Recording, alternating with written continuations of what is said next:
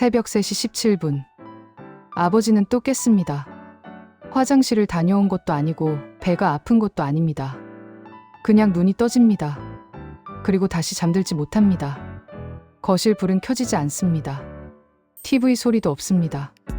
그냥 어둠 속에서 천장을 바라봅니다. 이게 하루, 이틀이 아닙니다. 벌써 2년째입니다. 그런데 더 무서운 건요. 아버지가 이렇게 말하기 시작했다는 겁니다. 요즘은 자는 게 무섭다. 오늘은 노인 불면증에 대한 이야기입니다. 그냥 잠을 못 자는 문제가 아닙니다. 이건 서서히 무너지는 신호일 수 있습니다. 저도 처음에는 대수롭지 않게 생각했습니다. 나이 들면 원래 잠이 줄어. 어르신들은 원래 새벽형이야. 그런데 어느 날 병원에서 이런 말을 들었습니다. 노년기 불면증은 결과가 아니라 원인일 수 있습니다. 그 말이 머릿속에 남았습니다. 결과가 아니라 원인. 우리는 보통 이렇게 생각합니다. 나이가 들었다, 잠이 줄었다. 하지만 반대로 생각해보면 어떨까요? 잠이 줄었다, 몸이 망가졌다. 순서가 바뀌면 이야기가 완전히 달라집니다. 불면증은 단순히 잠의 문제가 아닙니다. 수면은 뇌의 청소 시간입니다. 우리가 깊게 잠들면 뇌에서는 노폐물을 정리합니다. 하루 동안 쌓인 독성 단백질을 제거합니다. 그중 하나가 베타 아밀로이드입니다. 이게 쌓이면 어떤 병이 떠오르시나요?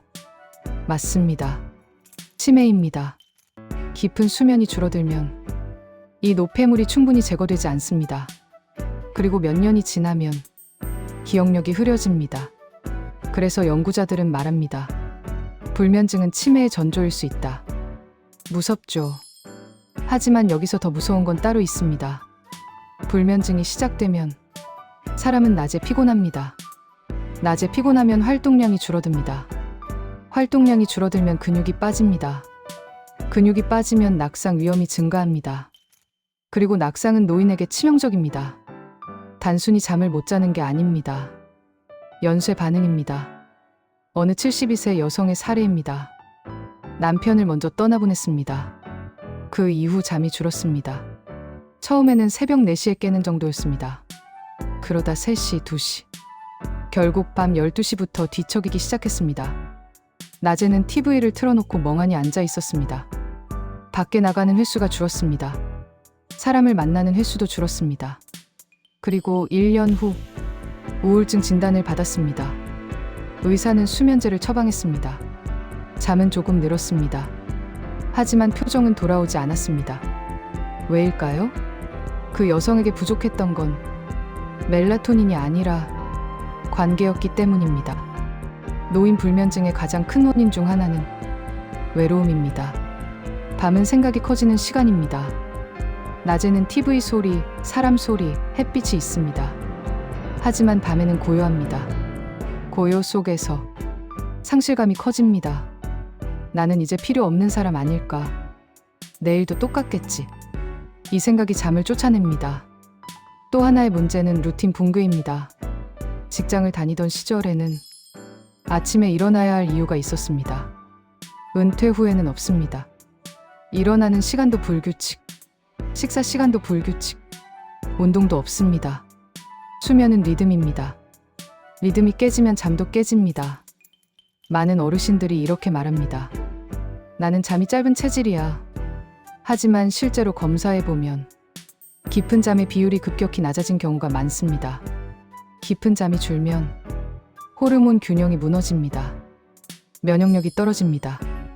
염증 수치가 올라갑니다. 그리고 그 염증은 관절, 심장, 혈관을 공격합니다. 그래서 불면증은 몸 전체의 경고등입니다. 그렇다면 해결 방법은 무엇일까요? 첫 번째, 햇빛입니다. 아침 햇빛은 몸의 시계를 리셋합니다. 하루 20분 산책만으로도 멜라토닌 분비 패턴이 달라집니다. 두 번째, 근력 운동입니다. 근육이 줄면 수면의 질도 떨어집니다. 가벼운 스쿼트, 계단 오르기만 해도 깊은 잠이 늘어납니다. 세 번째, 저녁 스마트폰 금지입니다. 유튜브, 뉴스, 드라마, 자극적인 콘텐츠는 뇌를 깨웁니다. 노년기의 뇌는 젊을 때보다 자극에 더 오래 반응합니다. 그리고 가장 중요한 것, 대화입니다. 누군가와 하루 10분이라도 진짜 대화를 나누는 것. 오늘 어땠는지, 무엇이 걱정되는지, 무엇이 즐거웠는지. 이 짧은 대화가 밤의 생각을 줄입니다. 여기서 우리는 질문을 던져야 합니다. 부모님이 새벽에 자주 깨신다면 우리는 무엇을 하고 있나요? 나이 들어서 그래 라고 넘기고 있지 않나요? 노년 불면증은 그냥 잠의 문제가 아닙니다. 그건 고립의 신호일 수 있습니다. 우울의 전조일 수 있습니다. 치매의 시작일 수도 있습니다. 물론 모든 불면증이 심각한 병으로 이어지는 건 아닙니다. 하지만 반복된다면 무시하면 안 됩니다. 언젠가 우리도 그 나이가 됩니다. 그때 새벽 3시에 눈을 떴을 때 누군가가 옆에서 숨 쉬고 있다면 다시 잠들 수 있을 겁니다. 하지만 혼자라면 생각이 시작됩니다. 노년의 잠은 안정감과 연결되어 있습니다. 안전하다고 느끼는 사람은 깊이 잡니다. 잠은 사치가 아닙니다. 생존입니다. 노년기에 잠이 무너지면 건강도, 기억도, 의욕도 무너집니다. 그래서 오늘 이 이야기를 꺼냈습니다. 혹시 부모님이 요즘 잠이 없어라고 말하셨다면 그 말 뒤에 숨은 의미를 한 번 더 생각해 보세요. 그건 단순한 수면 부족이 아닐 수도 있습니다. 그건 도와달라는 신호일지도 모릅니다. 우리는 모두 늙습니다. 그리고 결국 밤을 맞이합니다.